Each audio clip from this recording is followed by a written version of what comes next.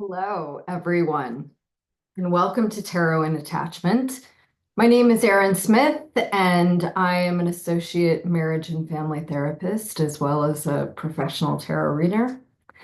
And today is a new moon in the sign of Capricorn, and we are also coming up on the end of 2024.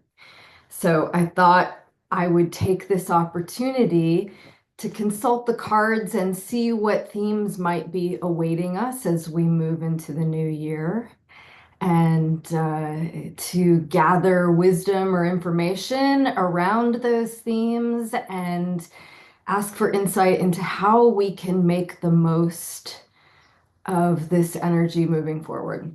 So I'm going to do my thing. I'm going to go silent. I'm going to concentrate while I shuffle, and I will be with you momentarily.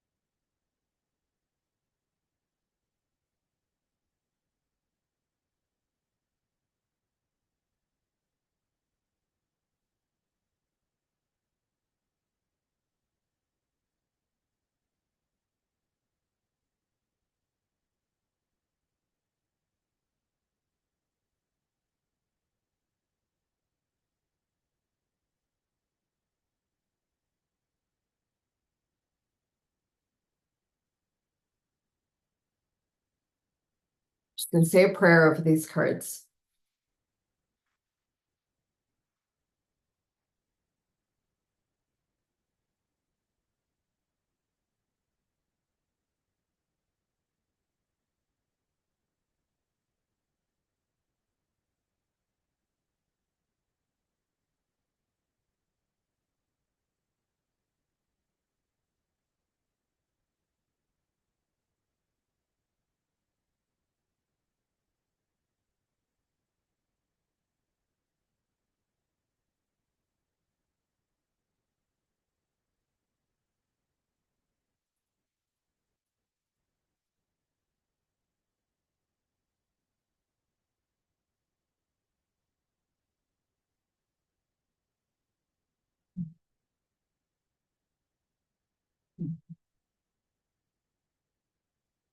Mhm.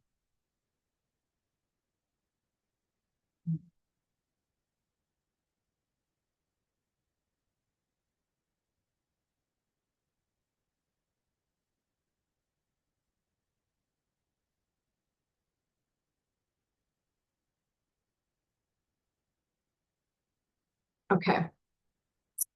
So there's some interesting themes coming up here.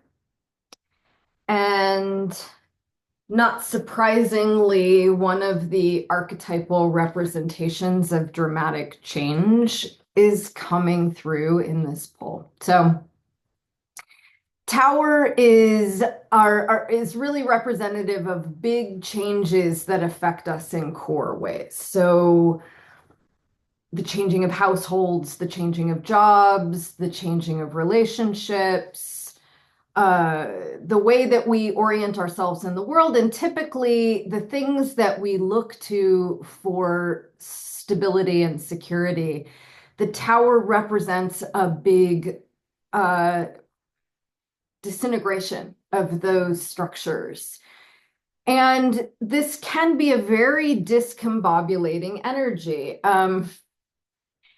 And yet, it is really important to keep in mind that Tower is very much an energy of destroying what no longer serves and clearing the space for the new higher paradigm to come in. I often associate the Tower with Kali, the Dark Mother, who is the goddess of creation and destruction. And the reason that these forces are correspondent is that we need to periodically allow the winds of change to blow through our lives and decimate these structures that we've built that are no longer representative of the qualities of life that serve us the most. And this is a very natural way that nature recycles energy and reallocates it to new systems that are more vital, that are more in line with the greater good. And so, what we don't want to do is cling to the old just because we've invested time or energy into it. And let's also just be very compassionate with ourselves. It is a normal human response to want to cling to that which we have invested a tremendous amount of time and energy into. It's not easy to imagine who we might be if those structures fall away. And, just to give some examples, it would be like, investing 10, 15 years of your life in a profession and suddenly be told that the company that you're working for is no longer in existence. And now you have to reimagine who you might be and what you're going to do in order to supply yourself with the necessities of life. It's a very much a tower energy. Or the dissolving of a marriage. You've been in a marriage for 30 years and your identity is integrally tied to your relationship to this other person, and you've built an entire life around that union, and now it's falling away. And who might you be now that that structure of security is no longer available? So there's a lot of different ways that tower energy could come in. It could look like there's a political system that you've been invested in your entire life, and it begins to crumble before your very eyes. And really, what is so important to note is that the universe abhors a vacuum. So when we allow these structures to crumble and fall, as they are rightfully doing under certain circumstances, that things change, systems change, our needs change, we grow and change, and things that we once identified with, they can come to the end of usefulness for us.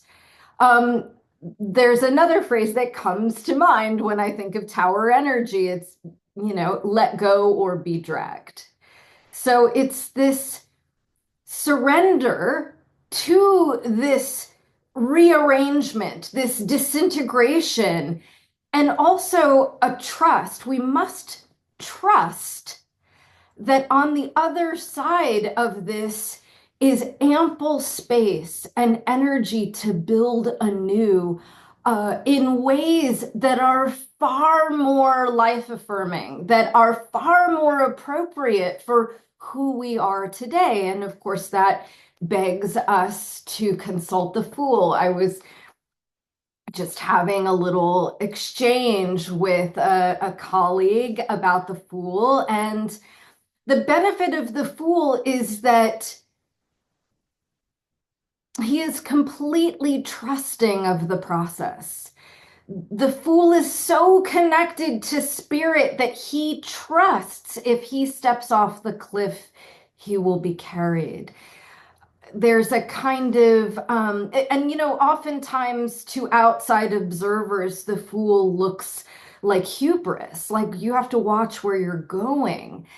But in the Fool's heart, he knows that he must take a leap of faith. He must risk the uncertainty of moving out into the world in order to achieve wisdom through experience. And he trusts that the universe is lovingly guiding him, and that even the missteps or mistakes are part of the process. So we're not trying to avoid destruction and we're not trying to avoid mistakes. In fact, if we are open to meeting with these circumstances willingly, there's much to be gained. There's much to be learned from these processes of unfoldment. And we are in a much better position to make the most of these energies as we're putting things back together if we are present and hopeful. I think that there's a big a desire to be hopeful as we move forward and setting our sights on the horizon, taking the widest view. It's the new moon in Capricorn. And many of my colleagues, I was listening to my good friend Allie's astrological forecast for this new moon, and she was talking about the significance of the goat, the sea goat, who is the glyph of Capricorn. And this idea of the goat who traverses mountains, that there's this idea that the goat is through tenacity and resiliency, rising to greater heights, to not only have a bigger, broader perspective, but to be closer to spirit. And so there is this quality of rising above the fray so that we can see the patterns and see how we might make the most of putting things back together.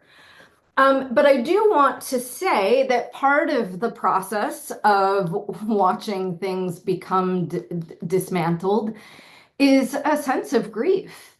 That is it is an extremely appropriate response to losing what has we've spent time and energy building. Of course, that's going to be painful. There is going to be a considerable sensation of emotional distress or despair. Cups are love, emotions, intuition, and the Five of Cups is asking us to be aware of our feelings and to allow them to be expressed, but to not become so mired in the despair that we can't see possibilities that are culminating even in the moment that we're in. You can see our friend who is cloaked in black. He is absolutely grieving what has been lost. And his full attention is being placed on this sense of grief. And again, I'm going to suggest that's a really appropriate response when things fall apart. And yet, we cannot forget that sometimes the existing out there in our peripheral vision is the promise of new love and new life that comes maybe even as a result of the loss, right? If you are in a marriage and it has run its course, holding on may in fact be more detrimental to you and your ex-partner. It eliminates the possibility of being able to come in contact with a new person who might see you and understand you more deeply, you and your partner. So it may very well be that in the loss comes the opportunity to connect in love and cooperation with others. Two of Cups in the tarot is true love.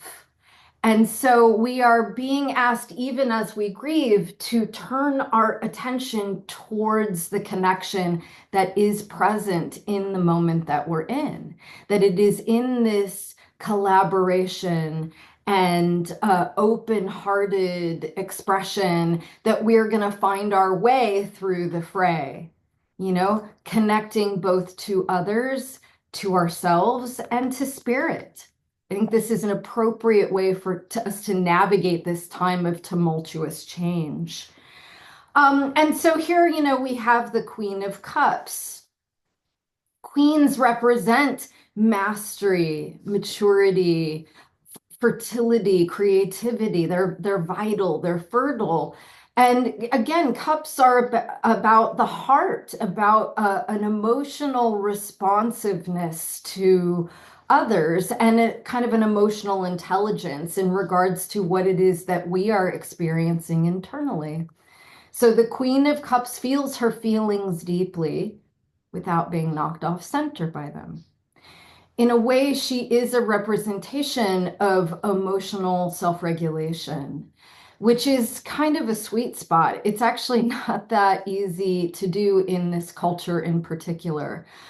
We are typically not taught how to have our emotions, give space to them for expression without feeling completely overwhelmed by them.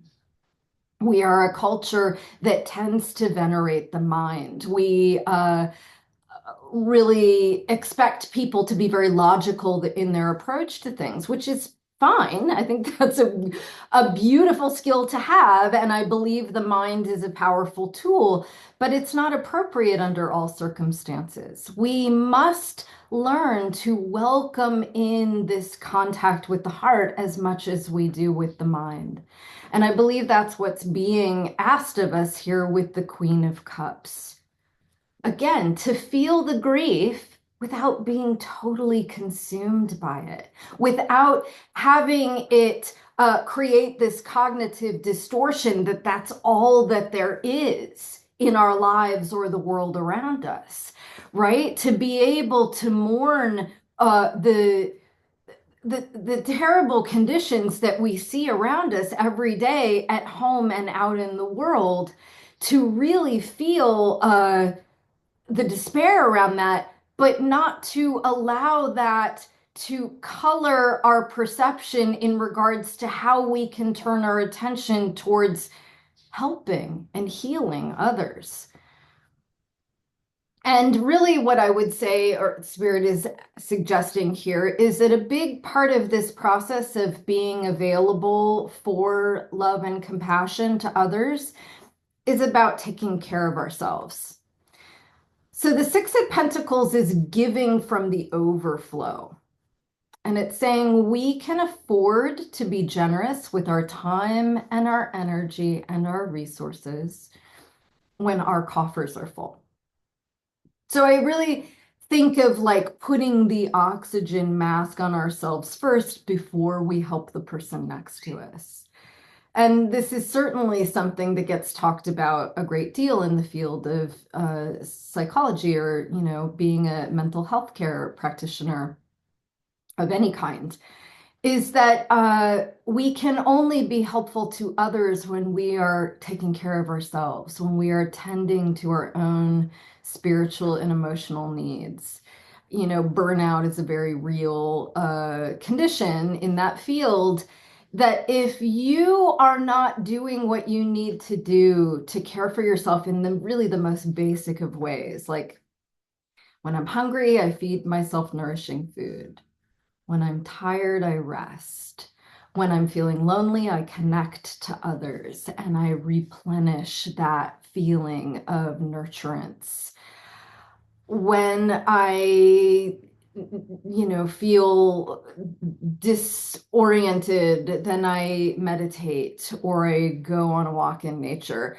And it is my job to be in a state of connection and awareness of what's going on inside of me, because it's easy too, if you are practicing any kind of coping mechanism that looks even a little bit like disassociation or addiction, and doesn't even have to be super extreme. It could be just like the endless scrolling on social media or binge watching Netflix. It can sometimes be hard to recognize that there is something inside of us that needs tending to, that isn't going to go away simply if we ignore it. So it's sort of a twofold process. We first have to identify what the need is, and then we have to take an action in order to supply that for ourselves so that we have more energy to give to others in need. So it's like we are an ecosystem within ourselves, within the world that we live in. The healing that we acquire for ourselves will get redistributed out in the world. It's not selfish. It is not selfish to take care of yourself. It makes you more available for a healthy kind of reciprocal relationship to the world around us. And so, so much of what we're talking about here is related to an alchemical shift, one that is indicative of balance, of a combination of elements that come together that is bigger than the sum of its parts. And so, alchemy is like the ancient science of transmuting base metals into gold. And this is really a metaphor. It's a metaphor for transmuting our suffering and our despair into a kind of enlightenment or wisdom as a result of moving through those difficulties and noticing the parts of ourselves that have been cast out, that are not cohesive, and bringing them back into the fold, bringing them back together in a way where each one is recognized for its use and is appreciated so that each one can recognize the other and work as a cohesive whole rather than these disparate pieces. This is a kind of um, spiritual transformation that we are undergoing at this time as a result of being put under pressure, the pressure of change, big extreme change. So I hope that there's something useful in that message for you. And, you know, I like utilizing the moon cycle as a time to check in and set intentions. And in this case, I would just say, like, what is your intention for this new year, for this new moon cycle? What is it that you wish to grow? Even if it's just a deeper connection to self and others, and hold that with you and use that as an anchoring point. The eye of the storm, if you will. I believe it can be helpful to not become disoriented by these big changes that we're in the midst of.